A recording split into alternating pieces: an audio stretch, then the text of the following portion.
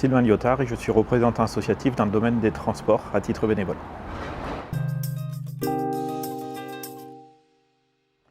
Alors, je suis venu aujourd'hui, donc le 17 novembre, à l'invitation donc, de SNCF Réseau parce que je suis la démarche depuis le début de la démarche du Grand Lab, même depuis plusieurs années si on fait l'historique réel sur la réflexion sur cette ligne.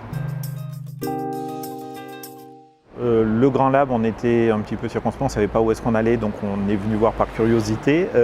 Là, aujourd'hui, ce qui était intéressant, c'est qu'on ait le retour avec le rapport de Telmode et on s'est rendu compte que beaucoup des éléments de langage et des éléments d'études qu'on avait distillés depuis 2-3 ans auprès des élus ont été repris dans le rapport Telmode. Et donc ça nous a fait plaisir de voir qu'on n'était pas complètement à côté de la plaque et qu'il y avait des choses qui étaient a priori, je dirais pas récupérées, c'est qu'au fil de l'analyse des faits, c'est devenu des vérités partagées, quoi. Alors mon rapport par rapport à ce projet, c'est une histoire très longue, puisque la circulation sur cette ligne s'est interrompue en 91. Moi j'ai grandi pendant 16 ans sur une maison qui était contre cette voie ferrée, où j'ai vu passer les trains passer jusqu'en 91. Et dès 92, à la fermeture du service, j'ai rencontré le député de l'époque pour essayer de commencer à travailler sur un projet de réactivation. Donc ça fait 30 ans. Donc c'est un attachement et depuis je suis engagé dans le fonctionnement associatif sur cette thématique-là. Alors aujourd'hui, j'ai participé à l'invitation de certaines personnes, effectivement, qui sont... En fait, on est un collectif d'associations, donc on s'est réunis autour de la table pour savoir qui pouvait faire venir quelle personne. Une petite déception sur... Il y a la moitié des gens à qui on a proposé, qui certains sont inscrits et finalement ne sont pas venus. Alors est-ce que c'est un problème de date, un problème de disponibilité, je ne sais pas. Mais pour le coup, oui, faut qu'on continue dans cette thématique-là. Et oui, aujourd'hui, 2 personnes sont venues parce qu'on leur a fait suivre l'invitation. Autant dans le Grand Lab qu'aujourd'hui, ce qui me paraît le plus intéressant, c'est le fait que, c'est ce qu'a dit Karine Rita au départ, c'est qu'on est à égalité. C'est-à-dire que sur cette discussion-là, pendant des années, on avait la décision des élus, et puis les citoyens, les associations qui n'étaient pas du tout au même niveau en termes d'écoute, en termes de partage. Il y avait même du mal à créer un rapport de discussion, d'échange et de partage. Là, ça permet de mettre tout le monde autour d'une table et de discuter à égalité, et donc je pense que c'est le plus intéressant. Sur ce qui a été dit ce matin, donc dans les groupes de travail, le pas partagé, là 1, 2, 4, tous, si j'ai bien compris, il y a le champ lexical dominant a évolué. C'est-à-dire qu'il y a 2-3 ans, on nous répondait systématiquement problème Arkema, problème riverain. Là, c'est devenu des champs minoritaires par rapport à la problématique. C'est-à-dire que pour les gens, le problème, c'est le service qu'on va fournir. C'est est-ce qu'ils auront un service et est-ce qu'il va correspondre à leurs besoins. Donc ça, c'est plutôt très intéressant, je trouve. Est-ce qu'on a bien pris en compte les différents besoins du territoire?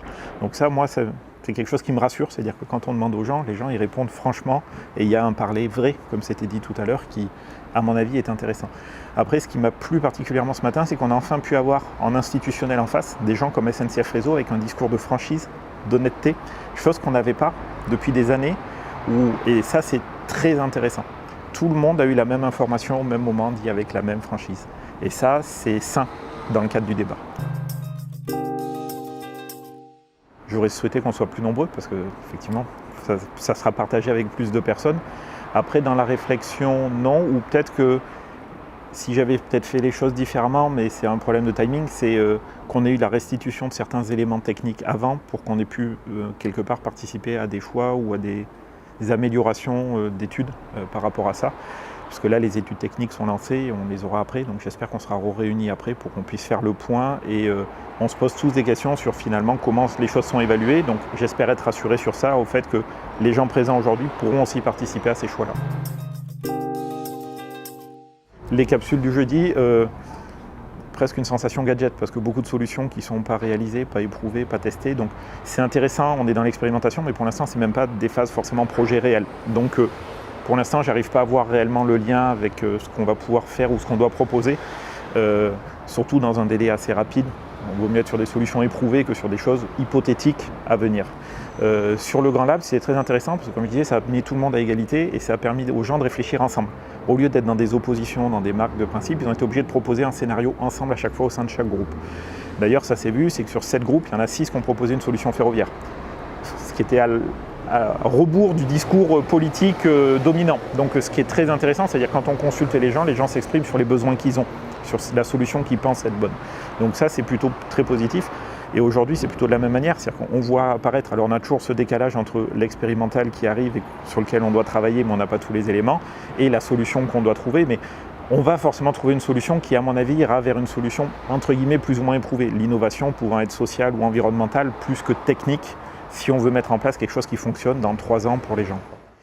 On a eu, sur les capsules, on n'a eu que des propositions d'éléments innovants. Il aurait été bien qu'on ait, tout à l'heure on nous a présenté 3 éléments, ce qui était grosso modo techniquement éprouvé sur le RFN, ce qui était possible, et les solutions innovantes techniquement, on s'entend.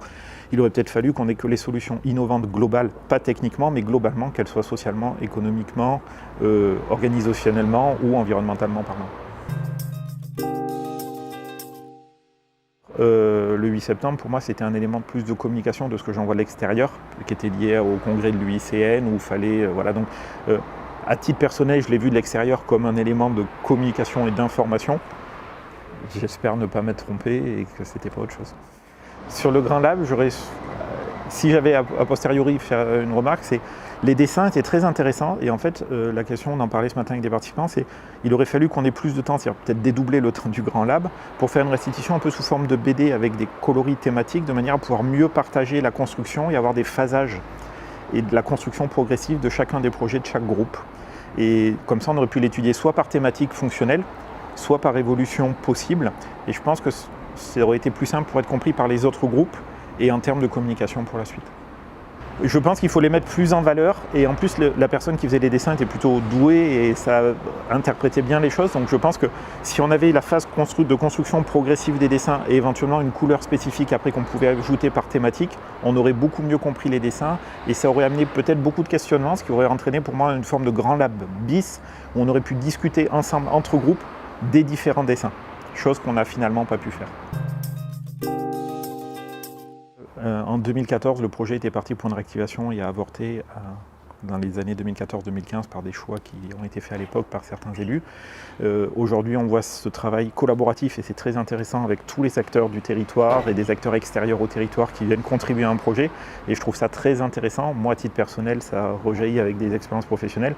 Je pense que c'est quelque chose qu'on devrait appliquer sur de nombreux projets puisque c'est bien la population du territoire et les usagers qui sont concernés et que si on appliquait ça plus souvent, peut-être qu'on verrait des projets qui sont sûrement plus adaptés, j'espère, aux besoins des gens.